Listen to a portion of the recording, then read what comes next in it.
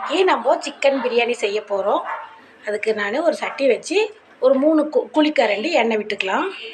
பிரியாணிக்கு தேவையானது எடுத்து வச்சுருக்கேன். வெங்காயம், தக்காளி, 2 பச்சை மிளகா, இலை, 2 ஏலக்காய், கொஞ்சம் சோம்பு, புதினா, கொத்தமல்லி எடுத்து வச்சுருக்கேன். இது நல்லாமே வதக்கிக்கலாம். நம்ம இப்போ தக்காளி பழம் சேர்த்துக்கலாம். இப்போ புதினா சேர்த்துக்கலாம். கொஞ்சம் இஞ்சி பூண்டு பேஸ்ட்டு சேர்த்துக்கலாம்.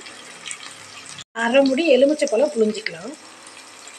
சிக்கனை கழுவி தயிர் ஊற்றி வச்சுருக்கேன். நான் பக்கத்தில் மசாலாலாம் எடுத்து வச்சுருக்கேன். கரம் மசாலா, மஞ்சள்தூள், வீட்டு மிளகாத்தூள், தேவைக்கு உப்பு வச்சுருக்கேன். இதை இப்போ நம்ம சேர்த்துக்கலாம். இந்த மசாலா ஐட்டத்தை போட்டுக்கலாம். நம்ம இப்போது ஒரு சின்ன கரண்டியில் நெய் விட்டுக்கலாம்.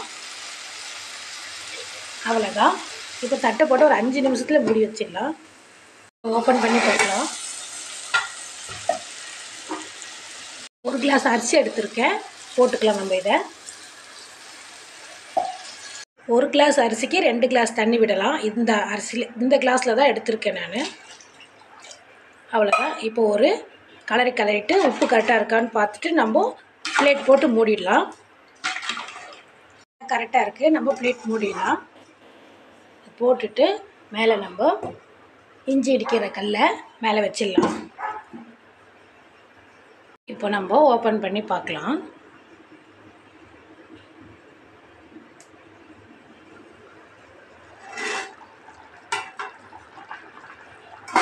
தண்ணி கம்மியாயிடுச்சு.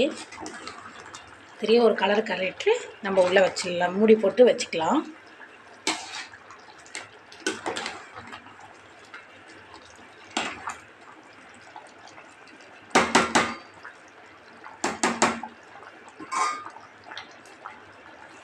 இப்போ நம்ம ஓப்பன் பண்ணி பார்க்கலாம். ஃபுல்லாக தண்ணி போயிடுச்சு.